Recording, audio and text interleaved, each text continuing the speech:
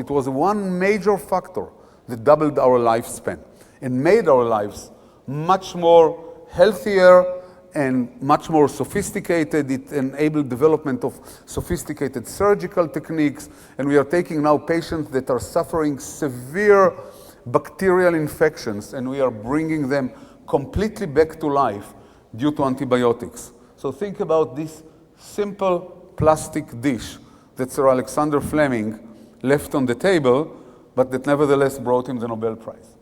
So it's not the dish as much as his eyes that could see this phenomenon. So let's leave this one, and I can tell you other stories on digitalis and on atropine and other cardiac drugs, but let's leave the first revolution aside, and this is what I call the revolution of serendipity, of talented people sitting in their basement and connecting all kinds of facts and looking at all kinds of phenomena and developing drugs that truly changed our lives. Let's move to present time. Well, we are less sophisticated nowadays. We are exhausted lot of this serendipity, and we are into what I call the second revolution. And the second revolution, which we are now in the middle of, it's the 70s to the 2000s. I call it the high throughput, and Maria Garcia mentioned this. It's a brute force. Basically, what is a brute force? I mean, we are not violent people after all. Brute force is, let's say that I want to develop a new anti-cancer drug. What do? I take cancer cells, which I'm able to grow in dish.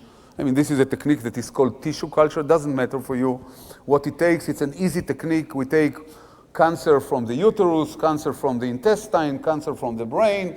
There are ways to take these cells and to perpetuate them, to make them live forever. They don't need much. The cancer is so bad that it lives forever anyway. And we grow them on a dish. And then I take million compounds at random, completely at random. And I try them one by one, by one, by one, until I see that one of them prevents the cells from dividing.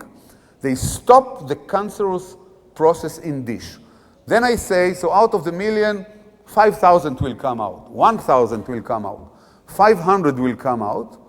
Then I take these compounds, so now I don't have million anymore, I have 500, and I go further, I go to animals. Now I'm using animal models. I take mice, and I put into each mice, I take 500 mice. I oversimplify the experiment for you, but I just show you the stages. I take 500 mice, and I inject to each of them the tumor cells in the back, so the mice now have tumors. Now I take the same 500 drugs that I found in the dish, and I inject it to the mice. In the mice, it's a little bit more complicated because the mice has blood, the mice has kidneys, the mice breathes, the mice perspirates, so the drug can go anywhere. Maybe the drug goes to the liver, the drug never goes to the tumor. So out of the 500, the list now goes down to 50. Only 50 of the 500 that I found in the dishes will now reduce the size of the tumor of the cancer in the mice.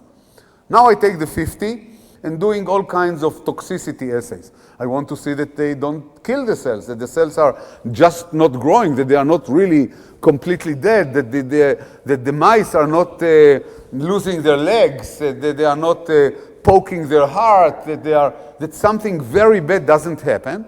And if the drugs, the 50 drugs are not toxic, now I'm down to 10 already. So out of the 50 that I found, now 40 will turn out to be intolerable. I cannot give them to people.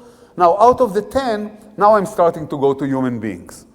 And I'm doing what we call phase 1 experiments. So I do it on a small group of people, and then I go to phase 2, and then I go to phase 3, and gradually I increase it, and then if the company is very lucky, at the end of the process, out of millions of compounds that they are screening, they will find maybe one. The process, as you can see, is extremely non-intelligent on one hand, and extremely expensive on the other hand. Because first of all, it takes years. You know, I try with a million compounds on dishes. Now robots are doing it. It's all robotics, and there are all kinds of assays. I will not go. You can go to pharmaceutical companies and see how they do it. It's very sophisticated, but then animals and toxicity, human experiments are extremely expensive. We have to be very careful. Humans are not rabbits. We have to be extremely careful about human experiments, because the first principle in medicine is first, don't damage. Don't hurt the patient. The patient already has a problem. He has a disease. We don't want to make experiments on patients. So it's called in Latin primum non nocere. First, don't make a damage.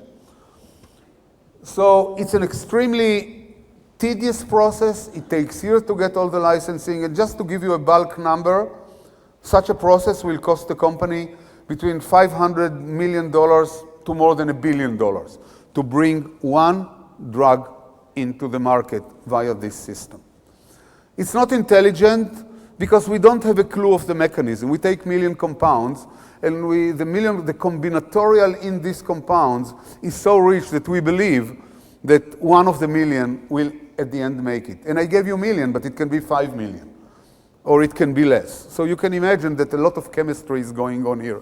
You need huge teams of people, medicinal chemists. You know, maybe the one compound that I found is not soluble in water. It's soluble only in fat. So I need to make it water soluble. So I have to ask the chemist to change it. I mean, there is a lot around it. I don't want to go into it. But the end of the story is, it's called high throughput. High throughput, why?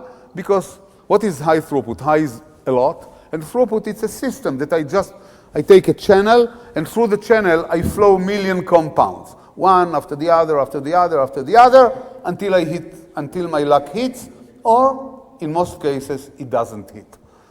So, but this is a must. I mean, it's not intelligent, but that's the way that this current state of knowledge dictates, because we don't know the mechanisms yet.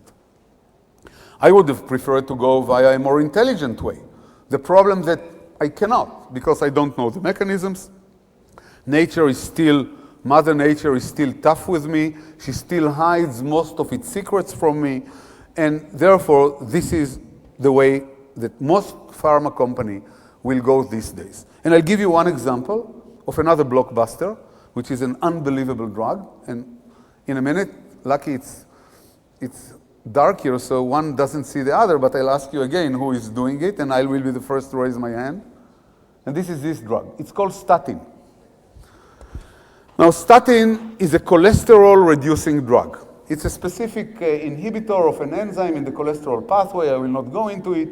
It was discovered by complete chance by a wonderful Japanese scientist by the name of Akira Ando. He got the Lasker Award for it a year ago. And it's truly a magic drug. And I'll talk to you in a minute about it, but again, now we can go back to heart attack, and we'll explain a little bit more on what is heart attack. The heart, like any other organ in the body, needs blood. My head needs blood, my hands need blood, my kidney needs blood. The heart is not an exception. The heart is both the pump of the blood to the body, but it needs blood itself. So the heart has arteries, pipelines, that bring blood to the heart itself, and these pipelines are called the coronary arteries. So you can imagine it's just a pipeline. Think about installation. The body is basically a piece of installation. So we need pipeline. We need a pipeline that is open, and this is the pipeline. So the heart has a pipeline, and the blood flows through it, and it provides the muscle of the heart. You know, the heart is a pump. It's a muscle. It's a simple muscle. It gets blood. But as I said, from time to time, cholesterol inflammation starts inside the pipe, like rust. Think about rust in your pipelines in Bergamo, in wherever that comes to your house. It becomes rusty and rusty and rusty and rusty, and then calcium and stones, and then occluded, finished. You have to replace it. That's what we are doing basically when we are doing coronary artery bypass. We are changing the pipeline. I mean, when people will tell you open heart, 90% they mean coronary artery bypass. They cut the occluded artery. You see here the cholesterol, the yellow here, the lipid, the fat. They cut the occluded part, and they take a vein from your leg or an artery from your intercostal space, and they put it instead of the artery that was occluded. That's all. Simple installation. Cut, take a piece of new pipeline, stitch it, and here you go. So here is cholesterol, and the cholesterol